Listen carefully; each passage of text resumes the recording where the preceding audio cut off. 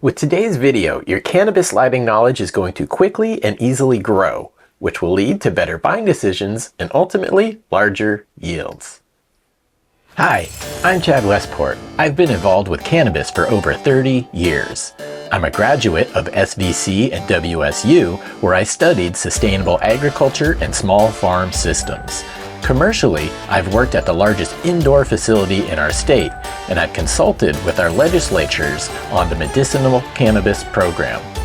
My background and training give me the experience to easily guide new growers through the home cannabis growing process. It's easier than you think and far more rewarding than unloved, mass-produced, chemically treated commercial cannabis. Enter the woo. Westport University. When it comes to indoor gardening, one of the most critical components is the grow light. It's what helps your plants thrive, and without it, they'd be stuck in the dark. Quite literally. Choosing the right grow light is essential, as it can make all the difference between a successful harvest and a disappointing one. But with so many options available, it's easy to get overwhelmed and end up with a light that doesn't quite live up to your expectations. One of the common misconceptions about grow lights is that they're all the same. That's simply not true. Another myth is that the more powerful lights are always better, which is not necessarily the case. Many gardeners also think that grow lights are a one-size-fits-all solution, but in reality, different plants have different needs. The lack of understanding about grow lights leads to poor choices, which can ultimately affect the health and productivity of your plants. Adding to the confusion is the sheer number of options available. From LED to fluorescent, HID to induction, the choices are almost endless. And within each type, there are varying levels of quality, making it difficult for growers to make an informed decision. The result is a lot of trial and error, which can be costly and frustrating. But don't worry, I've done that part for you. When it comes down to it, some grow lights outperform others due to a combination of factors. Efficiency is crucial, as it affects not only your energy bill, but also the heat produced by the light. The spectrum of the light is also vital, as different plants respond better to specific spectrums. And of course, heat management is another critical aspect, as excessive heat can damage your plants or create the need to run other costly equipment to compensate, like air conditioners.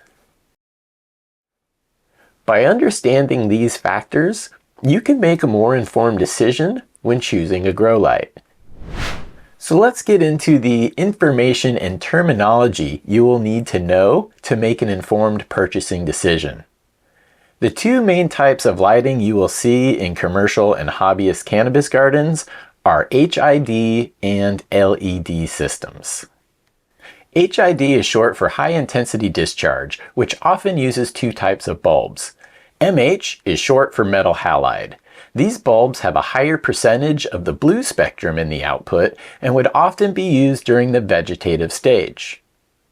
HPS, which is short for high pressure sodium, is often the bulb used during the flowering stage due to its warmer color and elevated levels of the red spectrum.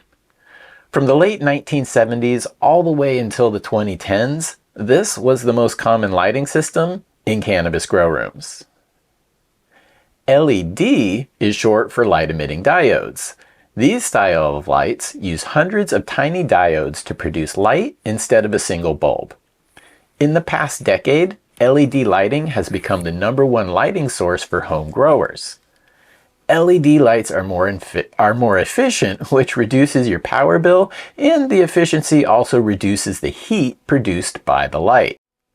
Higher wattage LED lights have become more affordable, although they are still more expensive than HID systems up front, but the LED lights have a much longer lifespan comparatively, and with the HID systems, you have to buy new expensive bulbs typically a couple times each year. So each system does offer some slightly unique advantages, which is why some professional growers are starting to use a mixed spectrum lighting, which is the use of both HID and LED. As home growers though, we don't always have room in the tent to run both. So the more efficient LED lighting is what most people use. Terminology is important to know when you are buying a grow light. I can tell you which terms are helpful and which ones aren't needed. So let's start with the terms often used in a lighting conversation, but don't actually apply to cannabis growing. Lumens. Lumens are for humans. It is the way we measure the brightness to the human eye. But plants, they see light differently than humans. So in a nutshell, the higher the lumens, the brighter the light is to us. But the plants could care less about lumens. Remember, lumens are for humans. And then there's lux. Lux is a measure of light intensity received by a specific area. It's a formula that helps us measure the total of visible light, but again, remember, the plants don't see light the same as humans. Which brings me to Kelvin. Kelvin is a unit of color temperature measurement. It doesn't relate to heat at all, but it is how we get the terms of like soft white or daylight when it comes to light bulbs. Again, plants aren't very concerned with Kelvin or lux or lumens, so let's cover the terms that actually matter to plants, as you'll often see in LED light descriptions. PAR. PAR is short for photosynthetically active radiation. PAR is the range of the light spectrum that plants use to drive photosynthesis. The PAR range is measured by wavelengths, and it ranges from 400 nanometers to 700 nanometers, and sometimes slightly higher.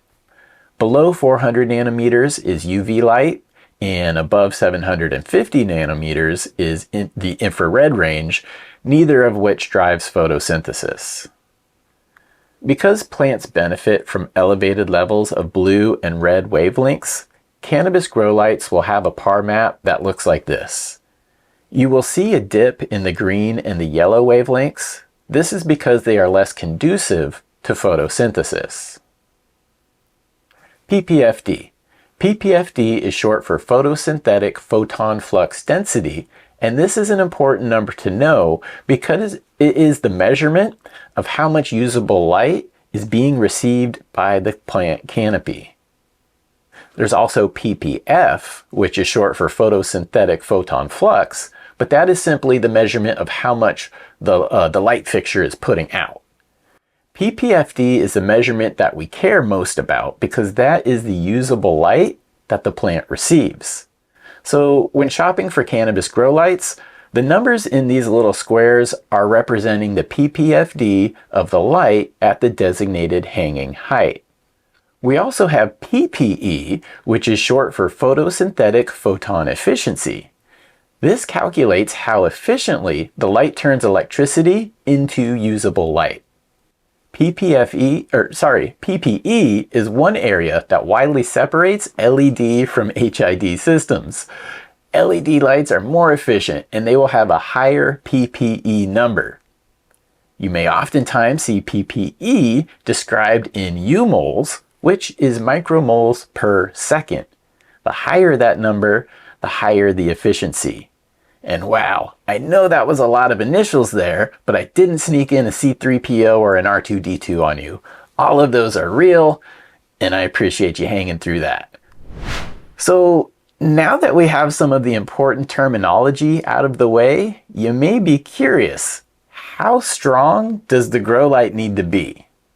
Well, the general thought for LED lighting is about 35 to 40 watts per square foot.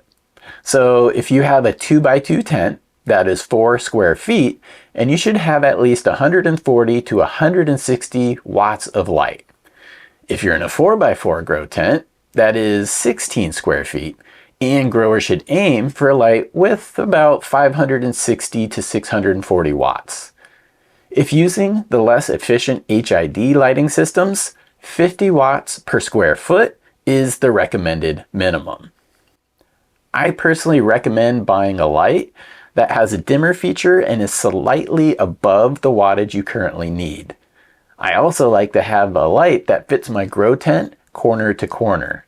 This allows for a better, more even light distribution between the center of the tent and the corners of the tent. And that leads us to footprint and the question, what is the best shape or configuration for LED grow lights? The two main styles you will see are the board type, commonly referred to as quantum boards, and then there is the bar style lighting. Bar style lighting has slowly taken over from the quantum board shape, and that's for good reason. Bar style lighting allows for better air movement in the tent and around the lights. This helps reduce heat trapped at the canopy level by big square boards. Bar style LED lights also allow for a better, more even distribution of light. As you can see in these diagrams, the ppfd numbers for the board style LED are higher in the center, but quickly fall as you get towards the edges. Not only does the physical footprint of the bar style LED lights reach from edge to edge, you can see in these maps it creates a more even distribution of ppfd, which again is usable light. As with all products, there are expensive lights, affordable lights, and lights that are so cheap you should really question their effectiveness. Fortunately for us, there is a good handful of companies in the middle tier price range. These are ideal for the hobbyist cannabis grower, and the following companies I kind of classify as being in that middle tier, and they all make cannabis specific grow lights, so that's a plus. There's AC Infinity, Spider Farmer, Mars Hydro, Vivo Sun, HLG, and a couple others. In the old days of indoor growing, one of the most common answers to any grow problem was add more light. But now, with all of the advancements in technology, can there be such a thing as too much light? Can being overpowered actually hurt my plants? Well, the answer is yes, and in more than one way. Number one, heat. The higher the wattage, the higher the heat signature. HID systems are less efficient than LED lights and convert a lot of their wattage into heat. Higher wattage HID lights can create temperatures in the grow tent that are above the optimal level for growth. The efficiency of LED lights gives them a lower heat signature at the canopy level, which is beneficial. Number two, bleaching. If you place an overly powered grow light very close to your canopy, you can bleach the flower. Not only does this make the finished flower less visually appealing, but you'll also likely be losing some terpenes and cannabinoids, which make up the essence of your effects when consuming the flower. So, not a good idea, right? And finally, number three, reduced growth. When it comes to light intensity and plant growth, there is a point of diminishing returns. And remember, running your light costs money. The more wattage, the more expensive it is to run. Although on the small home scale, the cost difference is typically minimal. Studies have shown that increased growth flatlines around 1500 ppfd, and going past 1850 ppfd can actually bring reduced yields. But keep in mind, these levels are incorporating the use of CO2 and other very specific controlled variables to drive growth at such a high ppfd. The goal for hobbyist cannabis growers during the flowering cycle is usually between 800 ppfd and 1000 ppfd, with my kind of feeling is, the sweet spot is often right around 900 ppfd. That's kind of what I find. But if you stick to the recommendations of wattage per square foot that I previously mentioned, you'll be in good shape to hit the numbers your plants need. You can measure ppfd by using an expensive light meter from Apogee, or you can try an affordable app like Photone. I made the $5 investment for the app, the $25 for the light diffuser that you put on your phone, and guys, it was money well spent. So not only does it tell you the ppfd of any location in your grow, it also calculates DLI, which is really the ultimate number to know when it comes to giving your plants the daily light it needs. But that is a topic for another Westport University video. So let everyone know down in the comments, what light are you using? How many watts is it? And what size of grow tent are you using it in? Help me out, guys. Keep the conversation rolling here. We all learn from each other. So chadwestport.com is where you can go to find my genetics and merch. Thank you for watching here on Chad Westport YouTube channel. Please hit the subscribe button. It helps me out if you're not already subscribed yet. There's new Westport University videos coming every week. So thank you for watching today.